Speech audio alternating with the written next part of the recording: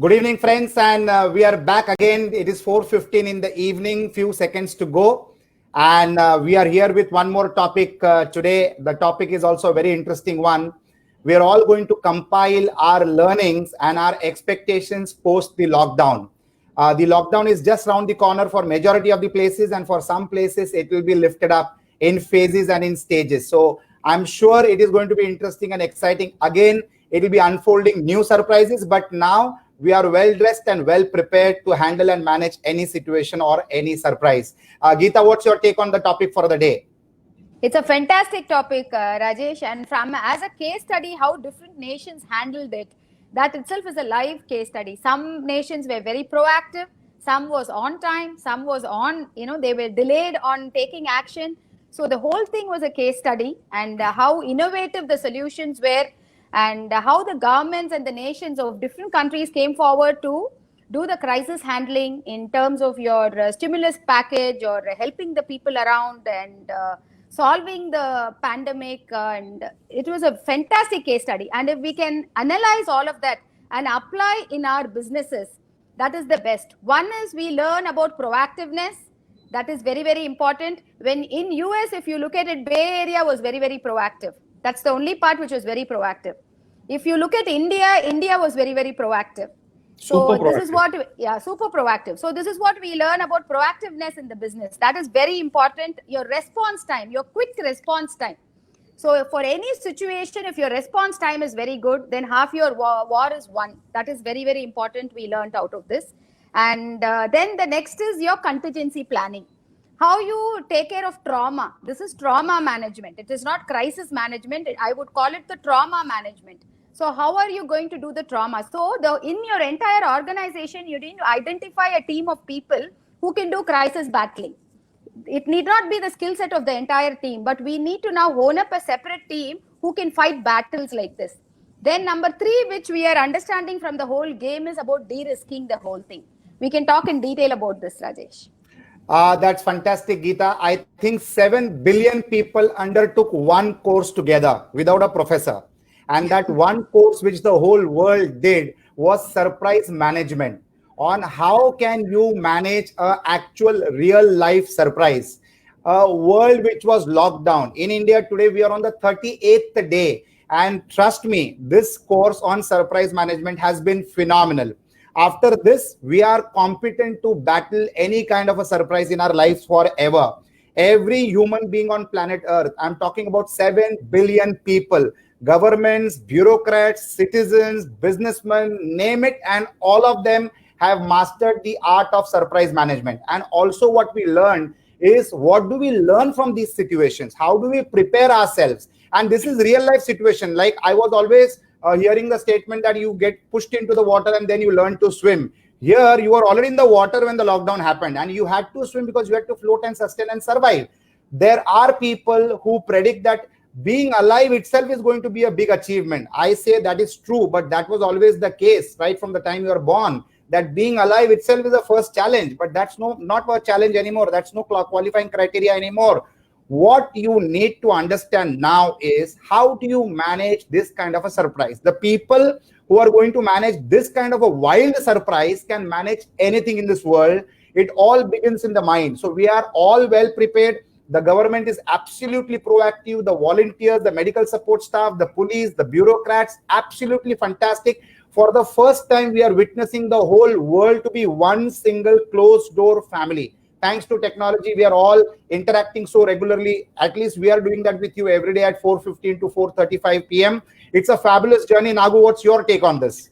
All right, I think you've explained it very well. And I would like to welcome Nitya, Karthik, Neelam Bansode, Balamurugan, Tanuja Rane, Natarajan, Dinesh Kumar, Rishi Pereira, Sumit Adam, Nitin Munot, Sandeep Pote. So many people, all are keen to interact, all are keen to learn, because what is going to take us forward is only ideas which get discussed, ideas which get written down, and ideas which get implemented. Yes, Nagu, sorry for that.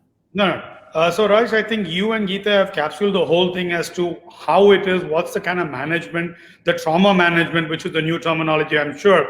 So all of these things are very important. I feel it's very important to acknowledge that in every catastrophe, while there are casualties, there are a lot of positive eventualities positive possibilities as well.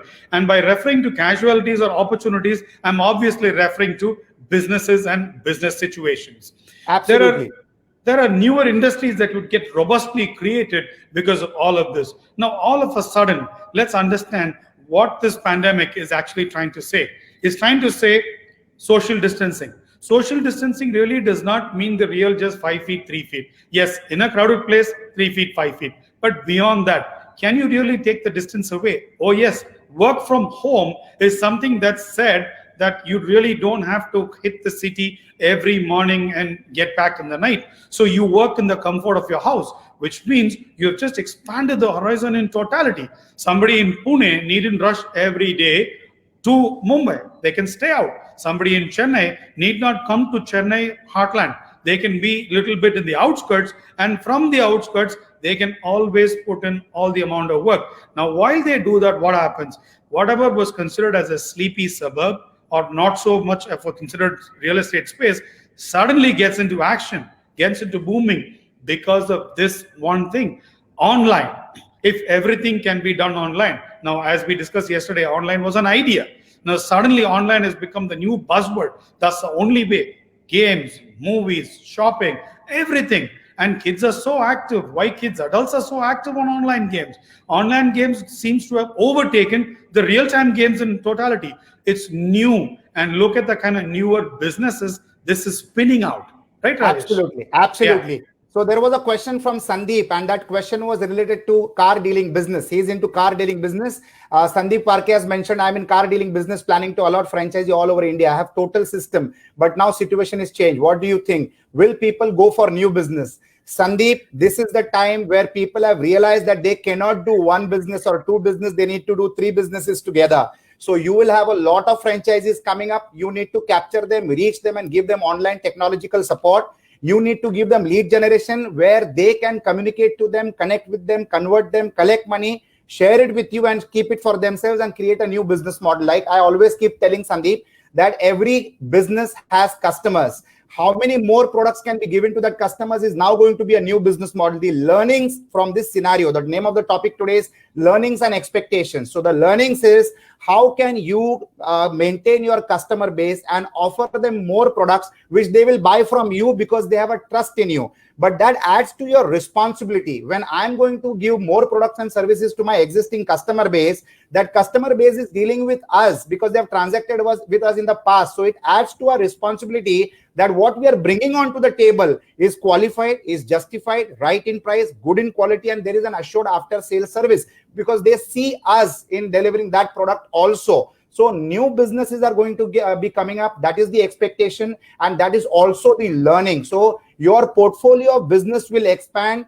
your customer base will expand, there will be cross customer base. You can form business groups where you can share your customers. There will be fantastic testimonials which will help you. You have to become a testimonial for other entrepreneurs who can divert their customers to you, your customers to them. So it is absolutely going to be e-commerce within ecosystems of known people together. And the one binding force is going to be technology. But human relationship, human emotions, human trust, human honesty, all of these will come to play on the forefront and it will be measurable. Remember, friends, all these aspects you could realize after you transacted with somebody, but no more. The entire profile of an organization or an individual has become online because of technology. So good performance will be appreciated. Bad performance will be informed to the rest of the world. So be careful, be aware, be alert, be trained, be educated, and be agile. Santosh Hasuskar has a question. There are a few products and services which can't be marked online. How to get customers physically there to buy such products? Geeta, you can go and then I'll join you. Yes. Yeah, Santosh. On such a case, see, this is a temporary situation first. There are a few products where physical presence is required, number one. That also the customer will not lose the time of a buying now because the world is changing rapidly, including the customer's world. Customer and us are living in the same world, Santosh. So the world has changed rapidly and it has become virtual for the customer as well as for us. So today a customer will not postpone any buying decision. It could be any product or service. You don't have to have it in the mind that it requires a physical presence there. A customer without coming, he is going to make decisions when it is wise investment decisions, or if it is timely decisions. He is not going to postpone because he understands today it's all virtual. So I am sure in whichever business you are in, Santosh, you are going to enable your customers to have without a particular physical presence, how you are going to transcend that and how you are going to virtually enable the customer to decide. Then the customer will cooperate because customer is also going through the same thing what you are going through. So it will be preparation, preparation, and preparation. If you are a product dealer or a service dealer, you need to prepare the client through the method of technology. And for products which are to be physically inspected, you need to bring down the travel time of a transaction. What is the travel time of a transaction? For example, suppose you are selling a car, or for example, suppose you are selling a property. Now you cannot talk to the customer on the phone, then go and meet him 4 times, then take him for a site visit, then again go for a site visit. All that will be eliminated. The quality of your communication with the help of technology, with the help of technological based presentations, with VR, virtual reality, and all of that, you need to cut down the time to such an extent that all the communication happens over video calling and telephone calls, and the inspection happens as a final step for concluding the transaction and delivering the product. So that's going to be reducing your travel journey with the customer's life cycle. It is very critically important that you map your journey that way. The coming days, you will need to understand in the market what is the gap. After you understand the gap, you need to map the gap. And after you map the gap, you need to tap the gap. So the concept is going to be gap, map, and tap. If you can do these 3 words well and rehearse it 2000 times. Shah Rukh Khan is Shah Rukh Khan, Amitabh Bachchan is Amitabh Bachchan, because they rehearse. You need to be a performer like them in any business that you do. The more you rehearse, the better it is. When I say about identifying the gap, you need to be very good in research as an entrepreneur. When I say you need to map, you need to talk to your audience. So it is very mandatory for you to map your audience, and then you need to tap them. Once you tap them, then the 3 C's again come into force. You communicate, you connect, you convince, and you convert, and the game changes. The cycle needs to be a very reduced one. Nagu wanted to add something to that. No, it's very important here that, Rajesh, all what you said was pertinent. What I would like to add out here is, you need to start with the thought of how to do. You cannot start with the thought of, oh God, this cannot be done, or this has not been done. Then you're starting with the left foot, you're starting with the wrong note. You need to make sure that what's the need of the hour. Your objective does not change. You need to probably go and sell a service or a product. Now you were going and doing it in a given particular fashion, in a given style all the way. What's the new normal? We were having a discussion today and we said, what's the new normal? What worked yesterday need not necessarily work today. Or rather, if you can say, how else can I redefine what I was doing in the new normal fashion and start setting an action plan to that and start going after it, then you have a game plan. And perfectly right. You need to really look at it from that perspective. How do I reach? I'm not able to probably physically meet somebody. That's still fine. There are so many ways to do it. Let me start looking at all those ways. Even if you don't know a way, please start by saying there is a way. And let me now figure out what that way is. You will definitely get the way. Fantastic. Hemal Shah is a very renowned architect in Mumbai. We are an architectural services company. Should we go into digital marketing to increase customer base? How should we go about it? Hemal, fantastic. You have the whole world at your fingertips because digital is the way forward. You can map the customer to the pin code to the last square feet. It is just like missiles. You can actually target a customer on how to tap him and how to fill up the gap that he has in his life. And then once you get it to him, you need to show him your past work in a very quick fashion. So content needs to be expressed to your potential customer. But how can you show a 3 hours movie in 3 minutes is the game plan. So you need to have content concise to because getting the attention span of a customer is going to be the toughest stance. Understand one thing. Everybody in this world will be going digital. Everybody in this world is going to go online. How can you create your presentation, which should be 60 seconds, not 1 hour, 60 seconds, and can create that impact? So rehearse, refine, define, redefine, and then go to the customer, and then probably you'll be able to convince and convert him. And you need to show him the cost benefits of engaging you as an architect in terms of better space management, in terms of quicker approvals, in terms of what you can do in cost savings just because of architectural inputs, because government gives a lot of subsidies on creating some particular aspects in every development. So it's going to be a knowledge economy. The expectation of the customer is going to be that you are going to be God Krishna with all the knowledge in the world, and you're going to solve all the gaps of his life. You're going to map his journey forward, and you're going to tap his resources for your growth. So if you can do that, Hemal, the world is a huge market. They will need extraordinary professionals like you. And today today customer is requiring only customer support and services. The way we are going to excel. Today the market, the new world is all about customer support and how we are going to excel in the customer support services. We can be doing whatever. It can be a product company, it can be a service company, it can be a consulting company. But how the edge is going to be, how you're going to be superior in your customer support, how you're going to stretch your extra mile and go till the last mile with him. That is the only way you can differentiate your support product or service today. The value add. The value add has to be so good. Value add has to be so good, yes. The customer has to look at. Yes, what he pays you, the money has to, what you provide to him has to be far superior than the money what he has to pay you. So that can be only validated by the services, by the innate services. As far as we are removing all the pain and the nuisance out of his life, and he is going to be so dependent on you, and that is only real, true customer support and service. So every customer now will want to understand the pain gain theory. What is the pain that you solve and what is the gain that you create for him? Absolutely. If you understand the pain gain theory, you're a winner. Sarvana Kumar has got a very interesting question. They are consultants and he wants to understand how he can make money from consulting to MSMEs and small scale industries. What approach do you suggest for a training consulting post-COVID?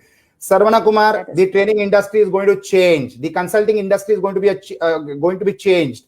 You cannot be an expenditure account to any organization. You have to be a revenue account to the organization. And what do I mean by being a revenue account? What I mean by saying revenue account is you need to measure the improvement that your client will achieve because of the training and consulting that you did. And then you can demand a percentage of that additional growth which happened because of your value add, and then it becomes your revenue. So how can you tap a client? The client will be more than happy when he comes to know that you're going to take revenue from the revenue that you're going to be responsible for through your expertise on his resources. So this is going to be the new knowledge economy, like I keep saying, and that's how you will be able to generate business. And if you apply this formula, you'll get plenty of customers. In fact, you'll have to choose whom you have to consult because everybody wants additional income and revenues by training their resources, utilizing their resources and expanding. Geeta, your take on this? Yes, Nagu wanted to add something on the training. So what I was thinking was on the training perspective, which is also similar to the earlier question in terms of service. So all this while, the client had a doubt or he had a particular pain, and the pain was being addressed by the consultant or by the training company. I think that needs to be slightly relooked at. The way to relook at that situation now is, apart from the pain that the customer has, what's the extra benefit that you can give to the client? The areas that he has not thought of, you'll have to think. In which case, you put yourself in the client's shoes, start taking a look at the business, not as a consultant, but as a consumer. And once you take a look as a consumer, if you're an Apple phone user, then how do you look at it is what the company really looks at. Now, then they're able to address every issue top to bottom. Probably the client has not even thought about it, or he's not going to think about it, but he's got a solution in place. The very fact he's got a solution in place says that he's a very satisfied client. Yes, Fantastic. The de-risking. Yes, when we were talking about the de-risking part, Rajesh, when you had mentioned about it, what is very, very important in a business today is, it is not only multiple businesses, the de-risk of your business has to be in multiple places. For example, you can just take any business. You have to be in different markets for the same product and service. You have to be in multiple locations doing the project. So the same business is de-risked. You are looking at two aspects. One is you have to be in multiple verticals. So you're de-risking your entire game. At the same time, for that same business, for example, if you take real estates, you have to be in multiple locations, like how we are in Maharashtra, you're in Tamil Nadu, you're in different states. And in that city, you have to be in different locations. So you have to be in different markets, marketing the product and services. Variety to the market. And also you have to be exploring different markets, NRI market and your domestic market and different market. So that is how, so it is a hub and a spoke model. Your coordination will be the central point, but the hub is the different points where you kind of, the authority and the scope is all the, the thing is delegated. But from Fantastic. the central nodal, you control the business. That is absolutely de-risking your business. We all have to look at whatever we are doing. We have to look, it is production. Then you have to have multiple centers of production. See, when Chennai floods happened, we could produce from Madurai. So we have to look at different situations of de-risking what you're doing. Fantastic. So there was a very interesting question by Sandeep Pote related to financials, the financial conditions. How do you maintain and how do you manage? Would like to know your views on financial planning during pandemic to keep organization running and preparedness to expand big way after the lockdown.